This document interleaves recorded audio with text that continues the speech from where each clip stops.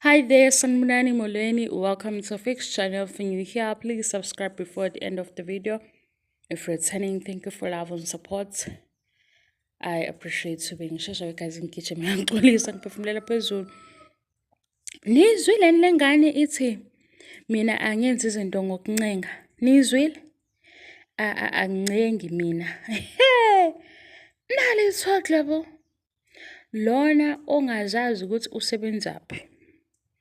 Lona ongazazi ukuthi uma seke waze wahlala kodokotela ezitulweni zodokotela walinda ukuthi ngena wasethi udokotela ngivezele ilokhuza yakho okusho ukuthi udlala ngempilo yakho uzogcuma lapha ya ku TV show ngokuthi phela mina angicingi. Well guys, iyazi ukufika ka season 8 ku episode 1 2 3 kwenze ngayi reviewer ngenye indlela le yanto eyenziwa uVuyo because indaba inoVuyo noSibindi ungasheshi kucasuka ungayizweni into engisho. uVuyo wenze njani ke guys? Siyenze imfishane lento. uVuyo wahlalisa umfundisi phansi nomndeni wakhe nengane yakhe, wafika noma wakhe, wafika noanti wakhe, wase nje uVuyo nakho naba abantu into ekufanele ukuthi izwakale iqiniso lalindaba ukuze uma uVuyo ebuza imibuzo kubo engalobu ephendulela abantu angabazi ukuthi bakhuluma iqiniso noma bakhuluma amanga. Wase nje ukuze ibelule lento asihlaleni phansi kube ukuthi na umbuzo ovelayo bona kuyozwakala ukuthi baphendula bathini.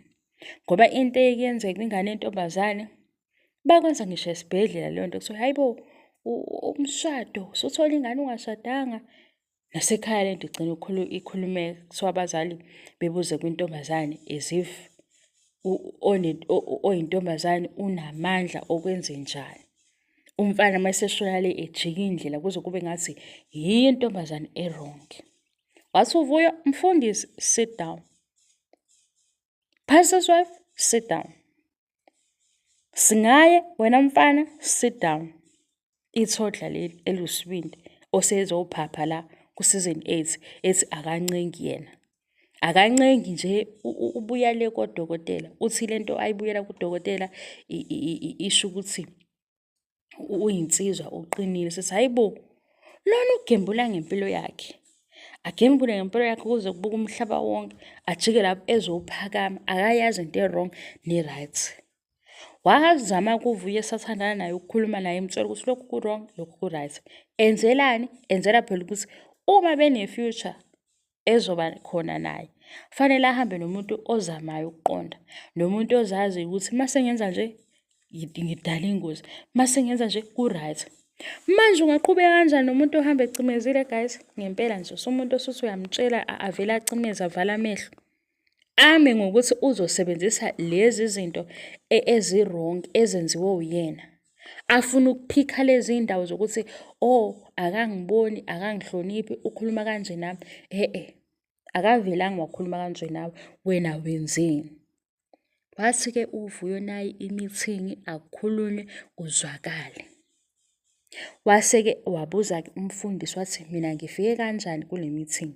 Wathi uVuyo nje uyasi-assessa, wenza i-assessment ngathi asazi noma nawe uyasikhetha ukuthi siyaqualifya uyasi-disqualify. Kodwa into ebalekile kuleya meeting ukuthi iside likaVuyo umndeni wayazi-ke impendulo ebebeyibuza kubani?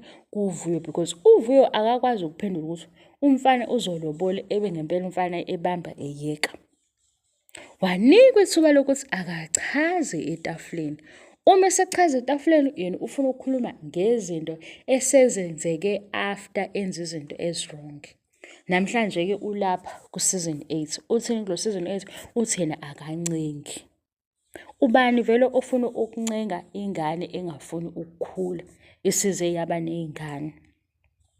Ubani ofuna ukuncenga isimo esinjalo ongazi ukuthi okay if ngithi ngizoba lolu hlobo lendoda kufanele ukuthi ngihloniphe, ongaziboneli yena?